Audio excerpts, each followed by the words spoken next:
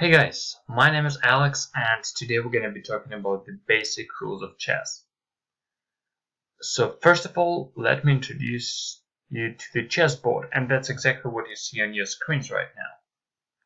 So it has 64 squares, 8 rows, and 8 files. The squares are alternately light and dark colored. The board must normally be laid down in such a manner that there is a black square in the lower left corner facing you, this square. You might have also noticed the presence of letters and the numbers on the edges of the board. So, what are they for? In chess, every square on the board has a name. So, for example, the name of this square will be d4. How do I know it? It's because it's located on the D file and it's located in the 4th rank. So for example, this square will be named B7. This square will be named G1. And the same logic can be applied to any square on the board. This is primarily used for record and navigation of the chess moves. Alright, so that's it about the board. Now let's go ahead and see the pieces. In chess, we have 32 pieces in the starting position. 16 of them are white and 16 are black. So let's just go over from right to left and name all the pieces we see. This is a rook. Normally it's located in the corner of the board. Then we have a knight, followed by a bishop, king, queen, bishop, knight, and a rook. And we also have 8 pieces called pawns. So all of them are located on the 2nd rank for white and on the 7th rank for black. So now about the moves. The first piece that we're going to be talking about is the rook. And the rook usually looks like a small tower. It moves in a straight line horizontally and vertically for any number of squares.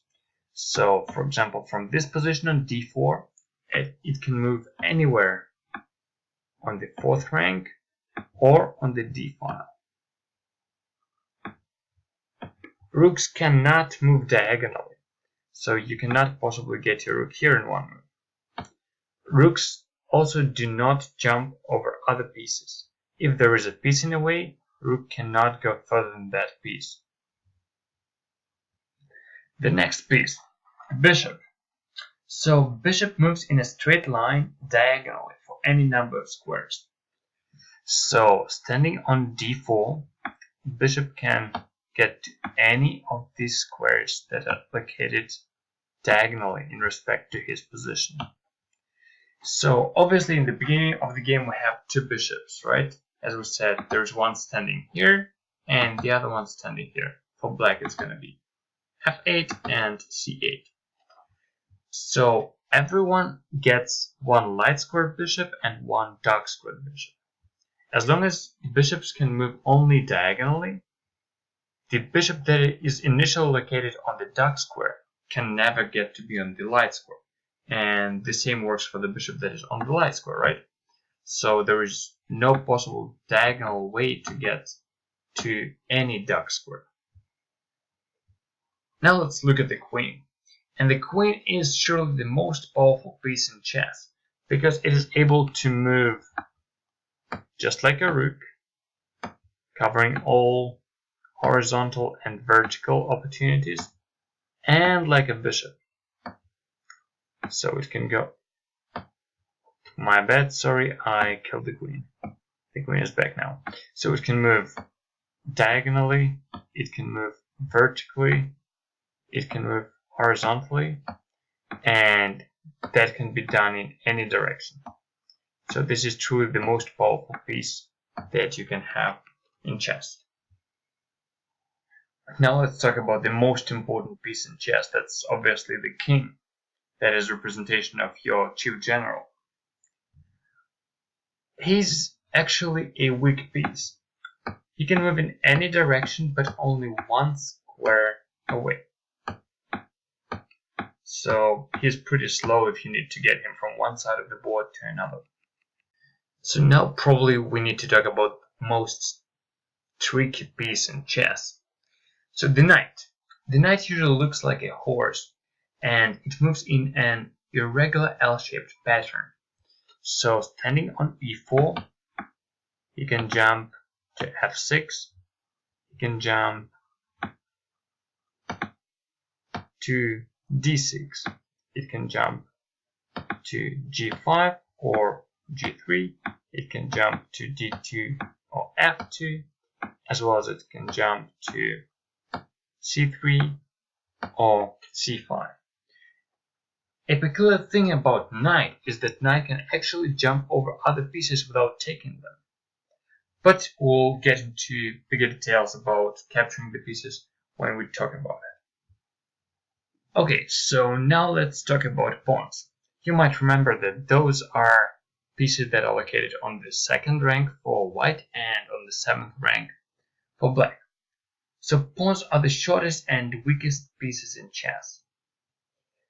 But there are also only pieces that can be promoted, because if you touch the 8th rank with your pawn, you can promote it to any piece you want except the king. The pawns are moving only in one direction. They can move forward, but they can never go back. So, for example, if the pawn initially stands on e2, if it's gone to e3, it can never get back to e2 anymore. Also, there is an interesting rule about pawns, that standing in the beginning position, that is the 2nd rank for white and the 7th rank for black, pawn can jump 2 squares at a time. But this is the only condition. So if you have already moved your pawn to e3, you can no longer jump 2 squares at a time. It is possible only from the initial position of the pawn. Also, pawns are the only type of pieces that capture in a different manner than they're actually moving. So we know that pawn moves simply forward, right? But if there is another pawn of your opponent facing your pawn, you cannot really take it that way, because the only way pawn can capture something is diagonally on 1 square away from its position. So let's say the opponent's rook is located on d5, and here our pawn is in a perfect position to actually go ahead and take that rook away from the board. So there's also one special rule about pawns. It's called taking en passant. So when a pawn makes a double step from the 2nd row to the 4th row, and there is an enemy pawn right beside it on the 4th row, and it is giving its attack to the square that our pawn is jumping through. Let's say we play d4 here, right? Black, in fact, can take as en passant. En passant means in French on the way. So it is possible only straight after the move is played. So for example, if you choose to make another move, you cannot go back and later take en passant. You have to do it straight after the jump from the 2nd rank to the 4th rank for white, and from the 7th rank to the 5th rank for black. So the main objective in chess is to checkmate your opponent's king. So when a king cannot avoid capture, then it is checkmated, and the game is immediately over.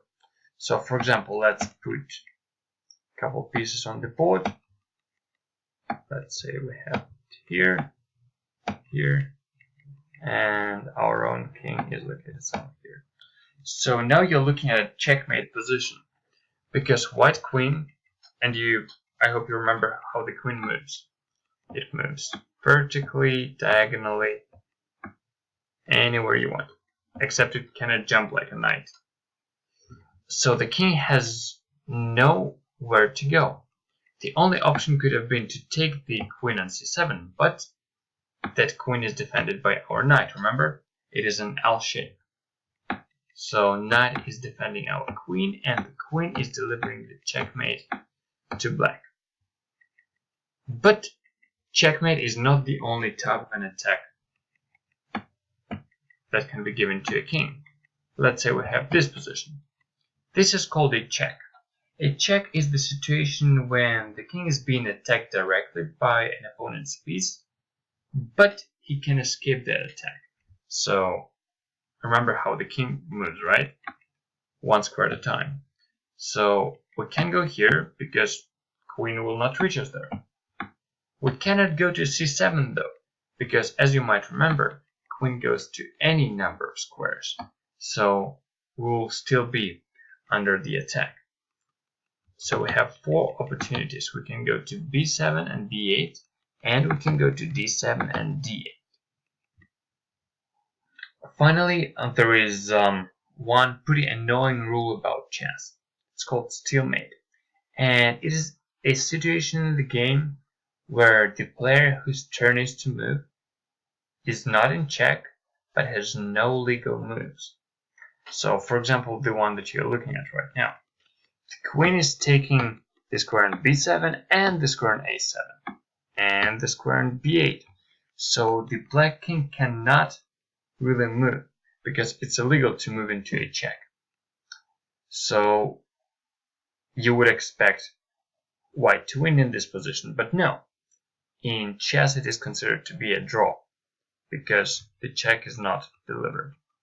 So guys, I hope this video was useless for you, and shortly I'll come up with more ways of how to explain the basic concepts in chess in an easy language so you can get it fast and you can actually implement your knowledge straight away and play a game with your friend. So you all have a great day. Bye bye.